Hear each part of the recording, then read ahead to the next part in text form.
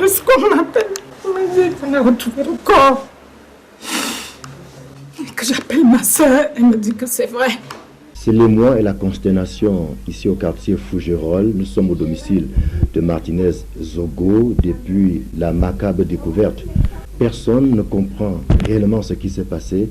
Cela peut se voir sur les visages de ceux et celles qui depuis lors passent des moments difficiles. Et on peut le comprendre. L'état dans lequel Martinez se trouvait au moment où le corps a été découvert ne laisse personne indifférent. Ici, la famille n'a qu'un seul mot dans la bouche. La justice, oui. Que justice soit rendue, que les coupables soient démasqués et qu'ils répondent justement devant la justice camerounaise.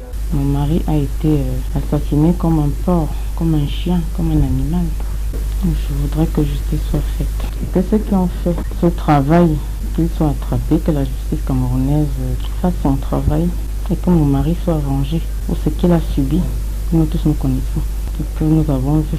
Autant son épouse réclame que justice soit faite, autant ceux et celles qui depuis lors assistent la famille n'ont également qu'un seul mot dans la bouche, justice. C'est le cas de le dire. Lorsqu'on sait dans quelles circonstances il a été enlevé, avec des services corporels bien visibles. D'ailleurs, tout cela a été confirmé par l'autopsie qui a été demandée par la famille. Comment rester indifférent devant autant de cruauté?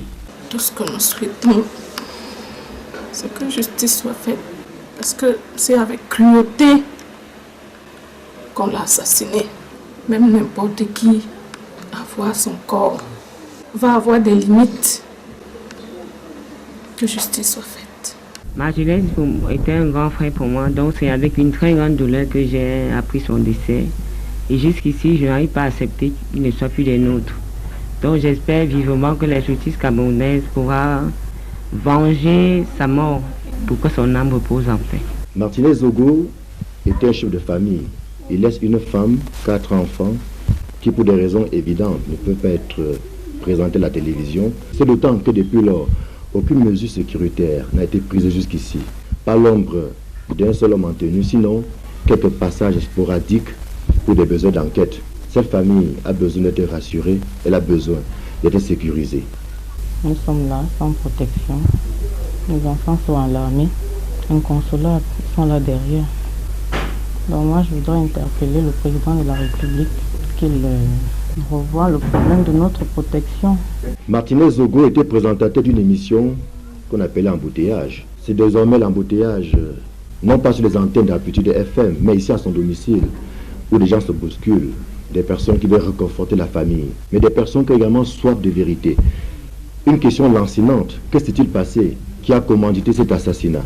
Des questions dont on espère que bientôt, on aura ne serait-ce que quelques brides de réponses. Ici, le domicile de Martinez Zogo, au quartier Fougerolles, à Yaoundé. Rodrigue Ngassi, Marcelin Ganso, Equinox Télévision.